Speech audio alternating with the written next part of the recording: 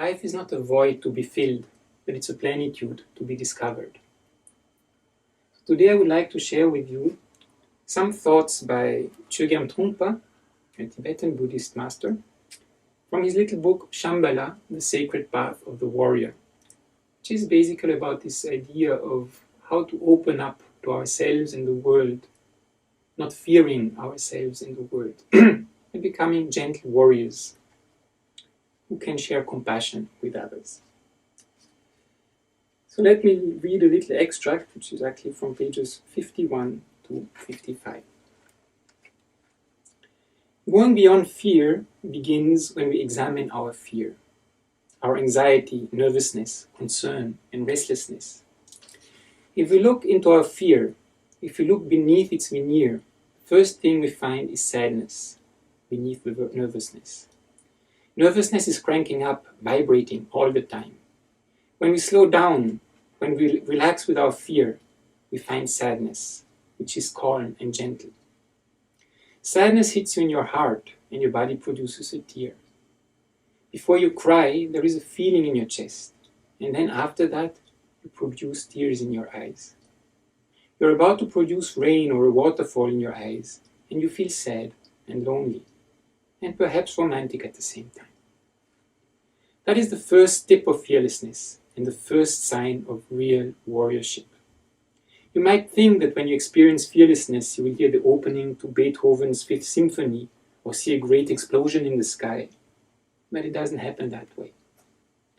In the Shambhala tradition, discovering fearlessness comes from working with the softness of the human heart.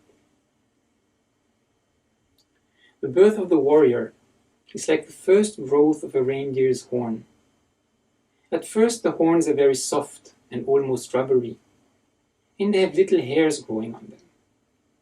They are not yet horns as such, they are just sloppy growths with blood inside.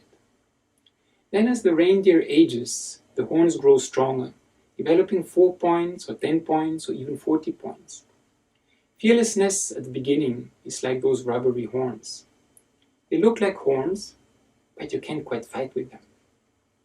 When a reindeer first grows its horns, it doesn't know what to use them for. It must feel very awkward to have those soft, lumpy growths on your head. But then the reindeer begins to realize that it should have horns, that horns are a natural part of being a reindeer. In the same way, when a human being first gives birth to the tender heart of warriorship, he or she may feel extremely awkward or uncertain about how to relate to this kind of fearlessness.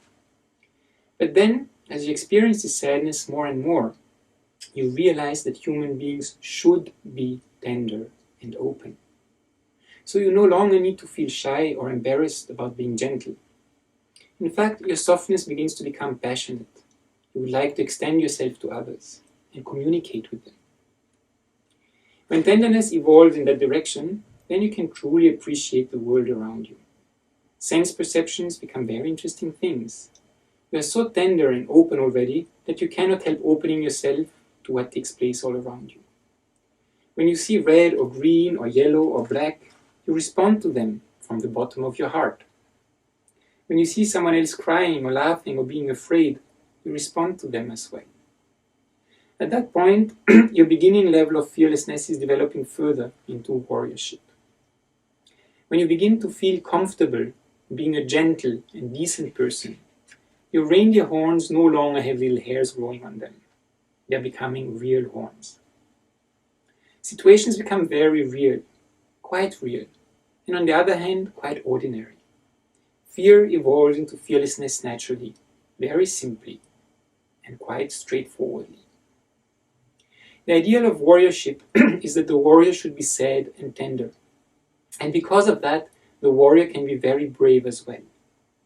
Without that heartfelt sadness, bravery is brittle, like a china cup. If you drop it, it will break or chip. But the bravery of the warrior is like a lacquer cup, which has a wooden base covered with layers of lacquer. If the cup drops, it will bounce rather than break. It is soft and hard at the same time. I hope you found these thoughts, very inspiring thoughts. as inspiring as I found them. So they're taken from this little book, Shambhala, The Sacred Path of the Warrior, by Chögyam Trungpa. And so I'm very happy to have been able to share them with you.